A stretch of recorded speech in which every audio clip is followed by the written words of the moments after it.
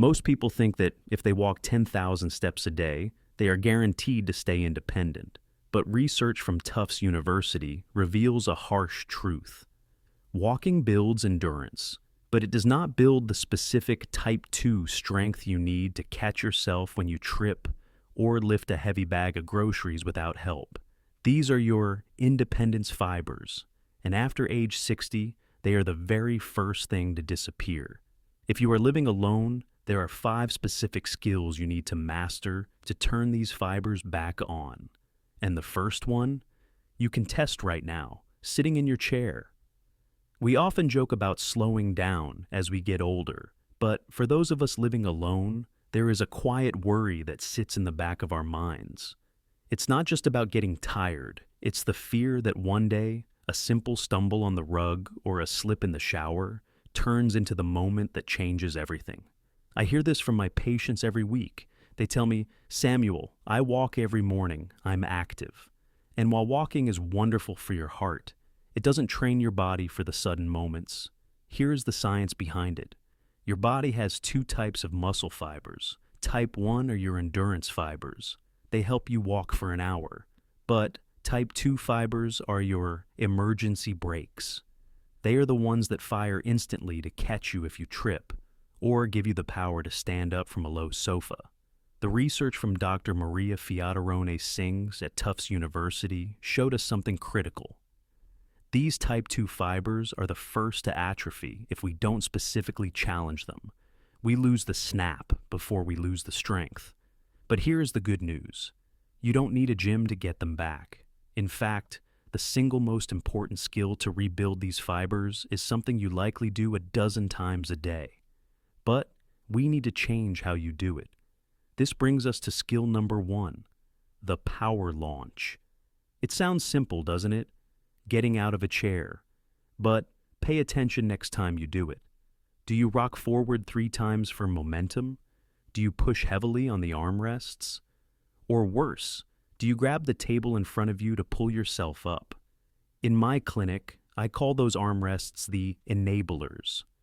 Every time you use your arms to stand, you are robbing your legs of the single best opportunity they have to stay strong. Dr. Singh's research highlighted a critical distinction. Power is different from strength. Strength is how much you can lift. Power is how fast you can lift it. To catch yourself from a fall, you don't need to be a bodybuilder. You need to be quick. So here's the protocol I want you to try, perhaps even right now if you're sitting safely. Scoot to the edge of your seat. Fold your arms across your chest. This is the non-negotiable part. Now, lean forward slightly and stand up, but do it with a distinct burst of speed. Think explode on the way up. That rapid movement is the only language your type 2 fibers understand.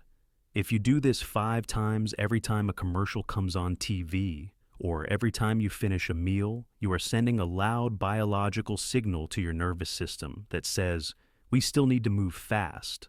But mastering the way up is only half the equation.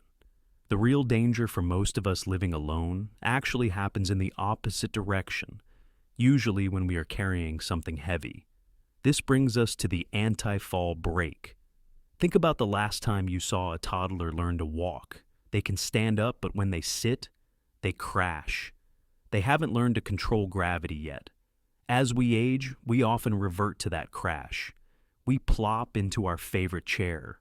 We step off a curb and land with a heavy thud. This happens because we lose eccentric strength, the ability of the muscle to lengthen under tension.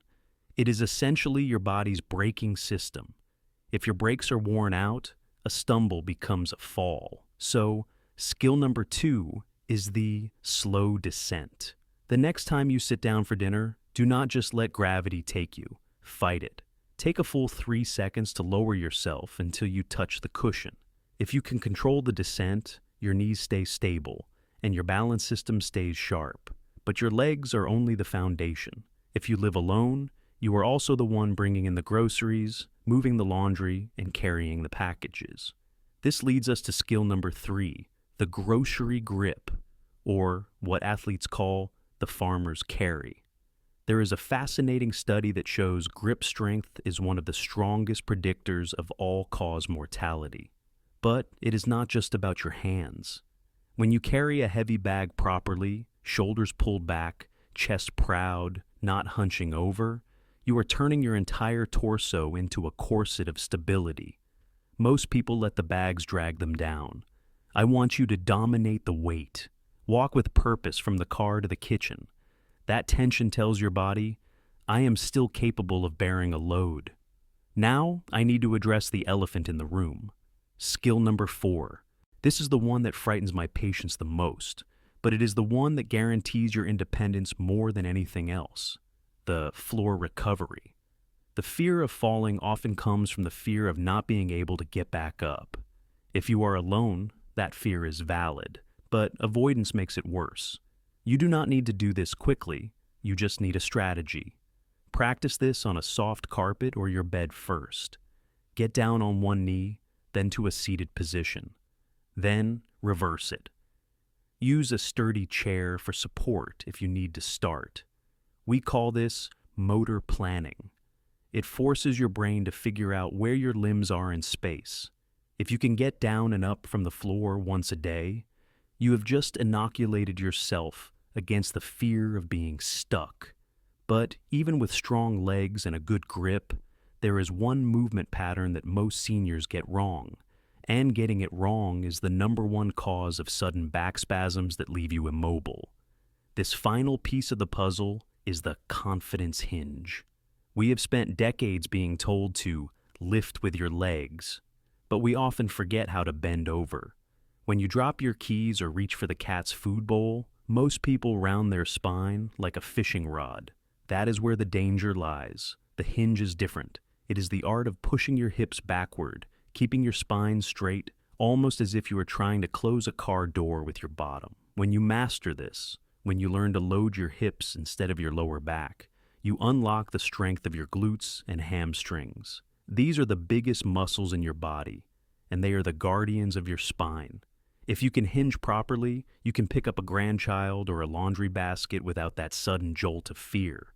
Putting these 5 skills together does more than just build muscle. It builds a buffer zone. Dr. Singh proved in her research at Tufts that even in our 90s, the body responds to these signals. It is never too late to start, but the window to preserve your independence is open right now. You don't need to do them all today. Pick one. Master the chair rise.